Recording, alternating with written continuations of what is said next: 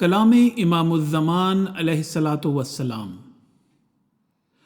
قرآن شریف کی اصطلاح کی روح سے خدا تعالیٰ کا نام رحمان اس وجہ سے ہے کہ اس نے ہر ایک جاندار کو، جن میں انسان بھی داخل ہے، اس کے مناسب حال صورت اور سیرت بخشی، یعنی جس طرز کی زندگی اس کے لیے ارادہ کی گئی، اس زندگی کے مناسب حال، جن قوتوں اور طاقتوں کی ضرورت تھی یا جس قسم کی بناوٹ جسم اور اعضاء کی حاجت تھی، وہ سب اس کو عطا کیے، اور پھر اس کی بقا کے لیے جن جن چیزوں کی ضرورت تھی وہ اس کے لیے مہیا کی۔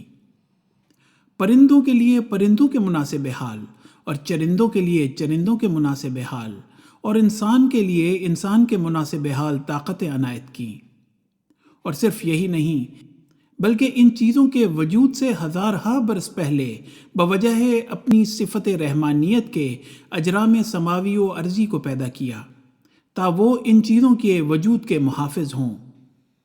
پس اس تخلیق سے ثابت ہوا کہ خدا تعالیٰ کی رحمانیت میں کسی کے عمل کا دخل نہیں، بلکہ وہ رحمت محض ہے جس کی بنیاد ان چیزوں کے وجود سے پہلے ڈالی گئی۔ ہاں، انسان کو خدا تعالیٰ کی رحمانیت سے سب سے زیادہ حصہ ہے، کیونکہ ہر ایک چیز اس کی کامیابی کے لیے قربان ہو رہی ہے۔ اس لیے انسان کو یاد دلایا گیا کہ تمہارا خدا رحمان ہے۔ حوالہ ایام الصلح۔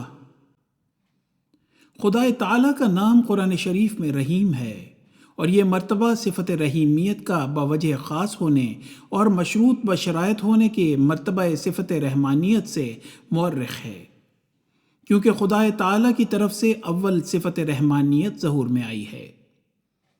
حوالہ براہین احمدیہ۔